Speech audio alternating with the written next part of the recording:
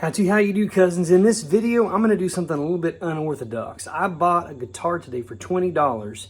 It was $20 because somebody had dropped it and broken the headstock, snapped it. Not completely off, but it is certainly broken and not in playable condition. So I'm going to show you real fast how I'm going to glue this thing back together and make it a functional instrument again so that I can sell it and make a little bit more than 20 bucks. The materials I'm using are just a regular piece of paper towel, a bunch of liquid nails, glue, but you can use other types of wood glue as long as it says that it can be used for structural things. And I'm going to use, the most unorthodox thing I'm going to use is dental floss. I'll show you how to use that in a second. And then a clamp to hold it together while it dries. Let's take a look. Rusty, I just got back from a thrift store, guys. That's right. I just bought a guitar for $20. I'm going to open it up. Look at this. Neck is cracked. Uh-oh. Look at this. Otherwise, great condition. But check this out, guys. The old notorious drop. You can see right here where they dented it when it dropped, and it snapped that sucker right down. But for $20, guys, that was worth it just for the case. But I'm going to glue this sucker up and make it functional again. Looking forward to seeing how she sounds once I'm not worried about it breaking on me. All right, folks, it's Rusty. And look, I got this guitar here. You can see right here this big old snap right there where it broke across. You can see that big line. That's no good, folks. And so what we're going to do, I'm going to show you. We're going to use this right here. I got some liquid nails, glue. You could buy a small bottle if you wanted to. I'm using this just because I already had it laying around the house. And so I'm going to use that. I'm going to open, it's a new container. I'm going to cut that open and start using it. Once it's done, I'm going to take a grip thing like this. I got various sizes. You can get these at Lowe's or Home Depot. And it opens up, and I'm going to, clamp it down, hold it tight. So let's go ahead. I'm going to go ahead and grab this. I got just a little box knife here. See that? I'm going to cut the top of this tip off here so that I can get that glue out. And then I'm going to take a paper towel here. So I'm going to put some glue on this sucker.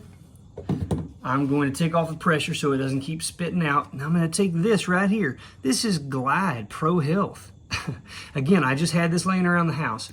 What I'm going to use this for, guys, is I'm going to put the glue around this side, and then I'm going to use that to work in and around this crack because I don't want to widen it anymore, but I do need to get the glue down in there as far as I possibly can so that it can do its magic. So I'm just going to pull out a little bit of this. This is going to get a little bit messy, but I'm just going to have this right here. I'm going to put it in. I'm going to work it. So let's see how this works. I'm going to get some of this glue coming down the pipe here. Oh, you know what I got to do? I got to poke it first. That's my fault, folks. Talk about being unprepared. Okay, so pull this out. Got to get the poker section here, right there. And I got to break the seal on the inside of this tube first, so that glue will actually come out. Okay. All right.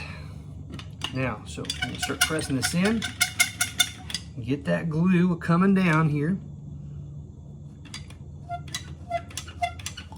There we go. Here it goes. We're getting it started. Now, guys, I'm going to have this. It's going to be kind of messy. It's going to be kind of goopy. But I'm just going to wipe off the excess as I go along. Not a big deal. As long as I get to it quickly before it starts significantly setting. Now, at the end, once this is completely dried, it's very likely that I'm going to have to take a little piece of sandpaper and I'm going to have to sand around that edge. Right, so I'm going to get this last little bit of goop here. I'm going to put it on here with my finger. And now, folks, I'm just going to take my dental floss, wrap it around like this. And you can kind of watch me do this. See if I can get that any closer here. Pull this camera up a smidgen. All right, here we go. So I'm just going to take this and I'm just working it down in here. Working it, and this is kind of clumpy a little bit. But as I start working, it'll be fine. I got to get onto this side here. And what I'm really trying to do, guys, is work as much of that glue up underneath and in the inside of that as I possibly can. Like I said, there are other products, other wood glue products that are made specifically for structural purposes, to kind of glue pieces of wood together or things like that together. I had some other woods here that I might have mistakenly used had I not read on there, not intended for structural use. That means, like, yeah, I can glue something, but as soon as I go to tightening the strings up on this sucker, and the bridge and the tuners here are going to be pulling that string, those strings in between, as soon as I start doing that, that puppy would open back up again, break back open. I do not want that to happen. And so I'm just kind of working this in and out, and I can then pull that through so that I'm not always pulling the glue out that I just pulled into the place. Pull it in. I'm just doing a combination here of working that glue in here with this dental floss, and then I'm also taking every so often, periodically, I'm taking my finger and I'm kind of pressing and scraping it up into the inside, and just kind of with the force of my finger pressing that glue up inside of there. And at this point, guys, it's pretty stinky, kind of gross. This is fairly toxic smelling glue. Not a big deal. You won't smell it once it's dry. I'm gonna see if I can get you a different angle here now. You kind of see here, guys, the work I'm doing.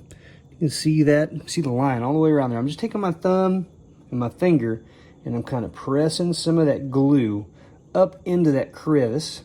And then once I get it kind of up in there a little bit with my finger and my thumb, I'm going to pause. I'm going to wipe the debris off around it, and then I'm going to get that another thing of that dental floss. I'm going to work it back down in there again. Now I'm going to take my clamp and I'm going to clamp it down. As you can see, I clamped, and since I had two of these, I've decided to clamp them both down. I wiped most of the excess off of there. I'll get the rest of it off with a light sandpaper. Then we'll tune it up and see how she goes. There's lots of simple projects you can do to repair stuff. Out there, I see stuff all the time for super cheap because people either don't know how or don't want to spend the time and the energy to fix things. You can actually make good profits if you're willing to do just a little bit of cleaning or repair. Good luck out there. Rusty hair